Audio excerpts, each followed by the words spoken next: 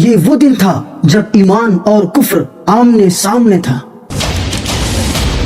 یہ وہ وقت تھا جب اسلام کے چراغ کو بجھانے کے لیے مکہ کے سردار مدینہ کی طرف نکل چکے تھے اور مدینہ میں صرف 313 مسلمان تھے جو اللہ کی رضامندی پر کھڑے تھے. ہجرت کے بعد بھی مسلمانوں سے دشمنی ختم نہیں ہوئی تھی. مسلمانوں پر ظلم کرنے والے عتبہ، شیبہ، ابو جہل اور ان کے ساتھی ہمیشہ مدینہ پر چڑھائی کرنے کے لیے بہانے تلاشتے تھے. ادھر سے قریش کا تجارتی قافل ملک شام سے مکہ کی طرف آ رہا تھا جس کا کمانڈر ابو سفیان تھا. آپ صلی اللہ علیہ وسلم کو اس کی اطلاع ملی تو آپ نے ایک چھوٹا سا لشکر ان کی طرف بھیج دیا. لیکن ابو سفیان کو مسلمانوں کے آنے کی انفارمیشن مل چکی تھی تو اس نے راستہ بدل دیا اور ابو جہل کو اس کی نوٹس بھیج دی.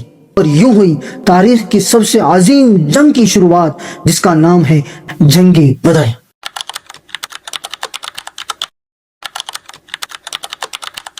مسلمانوں کی تعداد صرف 313 تھی. ہتھیار بھی بہت کم تھے لیکن اللہ پر پورا بھروسہ تھا اور کفار مکہ کا 1000 کا لشکر.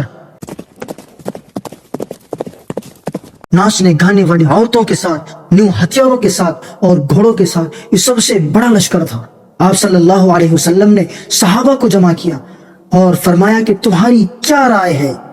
تو جو صحابہ مکہ سے مدینہ ہجرت کر کے آئے تھے انہوں نے کہا کہ یا رسول اللہ ہم آپ کے ساتھ. لیکن آپ صلی اللہ علیہ وسلم مدینہ میں رہنے والے صحابہ کی رائے چاہتے تھے. آخر کار حضرت سعد بن معاذ کھڑے ہو گئے اور کہا کہ یا رسول اللہ اگر آپ سمندر میں بھی کودنے کا حکم دے تو ہم کودیں گے. اب جس طرف چاہے بڑھے ہم آپ کے ساتھ. یہ سن کر آپ صلی اللہ علیہ وسلم کا چہرہ کھل اٹھا اور آپ نے فیصلہ کر دیا اور یہ 313 مسلمان بدر کی طرف روانہ ہو گئے. جنگ کے ایک رات پہلے نبی صلی اللہ علیہ وسلم نے اپنے ہاتھ اٹھا کر کے دعا کی کہ یا اللہ اگر آج مسلمان ہلاک ہو گئے تو اس زمین پر آپ کا نام لینے والا کوئی نہیں رہے گا. یہ ایک ایسی دعا تھی کہ جس نے آسمانوں کو ہلا دیا.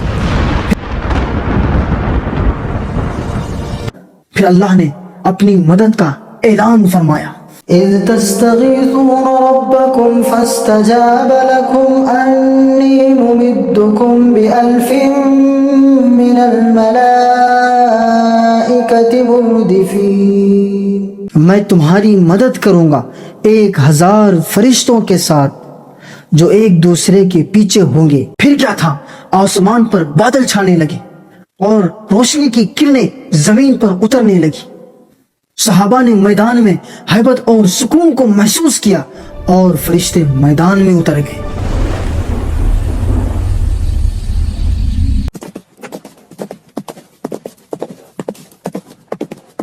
عرب کے دستور کے مطابق یہ جنگ شروع ہو گئی. ادھر سے حضرت حمزہ، حضرت علی اور حضرت عبیدہ میدان میں اترے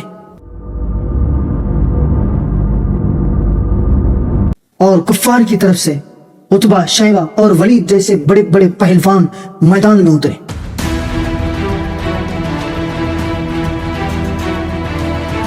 اور صحابہ نے ان تینوں کو چند منٹوں کے اندر جہنم رسید کر دیا.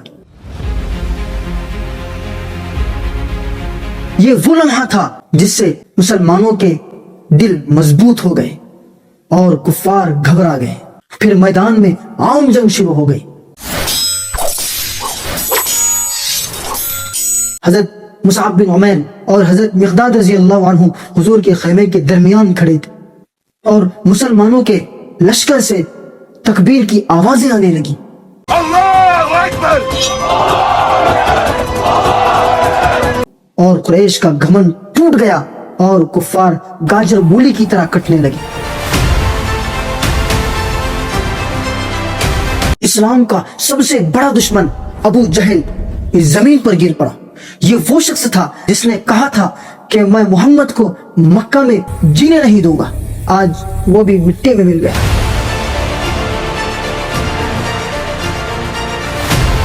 اور تھوڑی ہی دیر میں میدان صاف ہو گیا اور کفار بھاگ گئے۔